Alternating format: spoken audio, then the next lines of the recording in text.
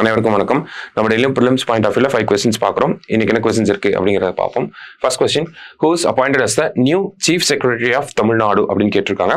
தமிழகத்தின் புதிய தலைமைச் செயலராக நியமிக்கப்பட்டவர் யார் அப்படின்னு பார்த்தோம்னா முருகானந்தம் IAS அவர்களை தான் நியமிச்சிருக்காங்க. தமிழகத்தை பொறுத்த வரைக்கும் பார்த்தோம்னா 50வது தலைமைச் செயலராக வந்திருக்காரு. ஓகேங்களா, 50வது தலைமைச் செயலர் யார் அப்படின்னு கேட்டாலும் முருகானந்தம் அவர்கள் தான் வருவாங்க. சரியா? ஸோ அடுத்தது, which state appointed the Hema committee to look into the sexual allegations of cine industry அப்படின்னு கேட்டிருக்காங்க. சினிமா துறையின் பாலியல் குற்றச்சாட்டுகளை விசாரிக்க ஹேமா குழுவை நியமித்த மாநிலம் எது அப்படின்னு பார்த்தோம்னா கேரள அரசாங்கம் தான். ஸோ 2017 ஒரு செக்ஷுவல் அலிகேஷன் வந்திருக்கும். ஸோ அப்போ போடப்பட்ட கமிட்டி தான் அதனுடைய ரெக்கமெண்டேஷன்ஸை இப்போ RTI எடுத்து போட்டு வாங்கியிருக்காங்க. சரிங்களா? ஸோ ஹேமா கமிட்டி அப்படின்னு பார்த்தோன்னா தமிழ்நாடு போட்டக்கூடாது, மலையாளம் பிலிம் இண்டஸ்ட்ரியில நடந்த செக்ஷுவல் அலிகேஷனை பத்தி ஸ்டடி பண்ணியிருக்காங்க. ஸோ கேரளா அரசாங்கம் தான். அடுத்தது, the lifetime of the payloads in SSLV D3 அப்படின்னு கேட்டிருக்காங்க.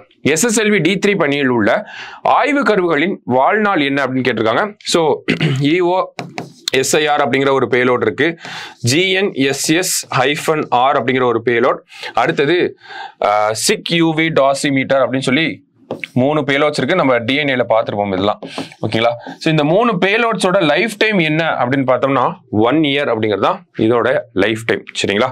அடுத்தது, SSLV D3 ஆகஸ்ட் 16ஆம் தேதி வந்து லான்ச் பண்ணியிருப்பாங்க.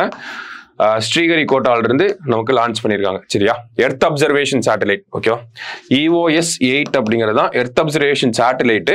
அதுக்கு கீழே இருக்கக்கூடிய 3 பேலோட்ஸ் இதுதான். சரிங்களா?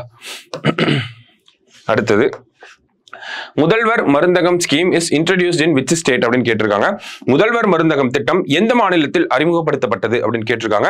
ஸோ தமிழக அரசாங்கம் தான் இதை பண்ணியிருக்காங்க. எப்போனா ஆகஸ்ட் 15ஆம் தேதி வந்து நம்ம முதல்வர் இப்படி ஒரு அனௌன்ஸ்மெண்ட் வந்து கொடுத்திருப்பாங்க. ஓகேங்களா? அடுத்தது, consider the following statements. International Seabed Authority is headquartered in Jamaica அப்படின்னு கொடுத்திருக்காங்க. It acts as a regulatory authority to ensure that marine resources are not exploited அப்படின்னு சொல்லியிருக்காங்க. சர்வதேச கடற்பரப்பு ஆணையத்தின் தலைமையகம் ஜமைக்காவில் உள்ளது. அதாவது ஜமைக்காவில் இருக்கக்கூடிய கிங்ஸ்டன் அப்படிங்கிற சிட்டியில இருக்கு. சரிங்களா? அடுத்ததா பார்த்தோம்னா, கடல் வளம் சுரண்டப்படக்கூடாது என்பதை ISA கருத்தில் கொண்டு ஒழுங்காற்று ஆணையமாக செயல்படுகிறது அப்படிங்கிறதும் கரெக்டான ஸ்டேட்மெண்ட் தான்.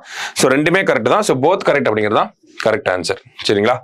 ஸோ இன்னைக்கு ப்ரிலிம்ஸ் பாயிண்ட் ஆஃப் வியூல 5 question பார்த்துருக்கோம். நாளைக்கு 5 questionல மீட் பண்ணலாம். தேங்க்யூ.